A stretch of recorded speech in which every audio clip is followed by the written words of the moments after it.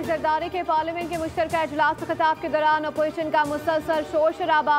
PTI assembly अरकान हाथों में प्ले कार्ड्स उठाकर खड़े हो गए। एहतजाज के दौरान नारेबाजी करते रहे। सदर मुमलिकत ने कहा कि अवाम की उमंगों पर पूरा उतरने के लिए पार्लियामान को अपना भरपूर किरदार अदा करना होगा। मुल्क की मईशत मुस्तहकम हुई है। पॉलिसी रेट में कमी, ज़र मुबादला में रिकॉर्ड इजाफा खुशाइंद है। मुल्क में गुड गवर्नेंस और सियासी इस्तेहकाम को फ़रोग देना होगा। अवामी खिदमत के शोबे पर भरपूर तवज्जो देना होगी। मुल्क को यकजहती और सियासी इस्तेहकाम की ज़रूरत है।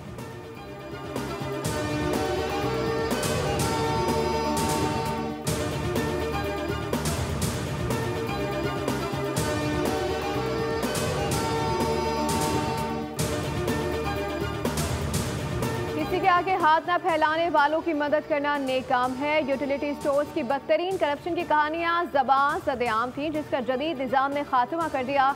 वज़ीर आज़म का national telecommunication corporation headquarter का दौरा, रमज़ान पैकेज के मॉनिटरिंग के निज़ाम का जायजा लिया।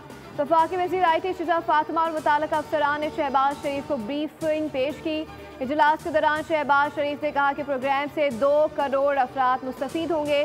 फी खानदान 5,000 रुपये मिलेंगे। 20 अरब की लागत से तैयार इस प्रोग्राम ने करप्शन का खात्मा कर दिया।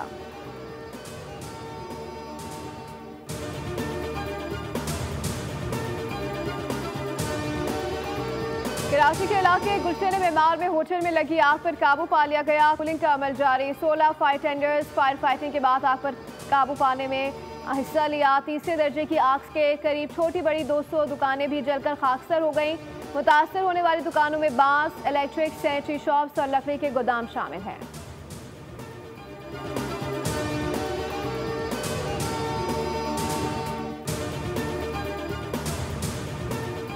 और न वादे वफा हुए, न गिले शिकवे दूर हुए। इत्तेहादी जमातों का इत्तेहाद खतरे में पड़ने लगा। मुख्तसर अरसे में बिलावल भुट्टो आज फिर वज़ीर आज़म के साथ एक और बैठक लगाएंगे। मुआहदे और वादे याद दिलाएंगे। वज़ीर आज़म ने भी बड़े इत्तेहादी के लिए इफ्तार का एहतमाम कर लिया।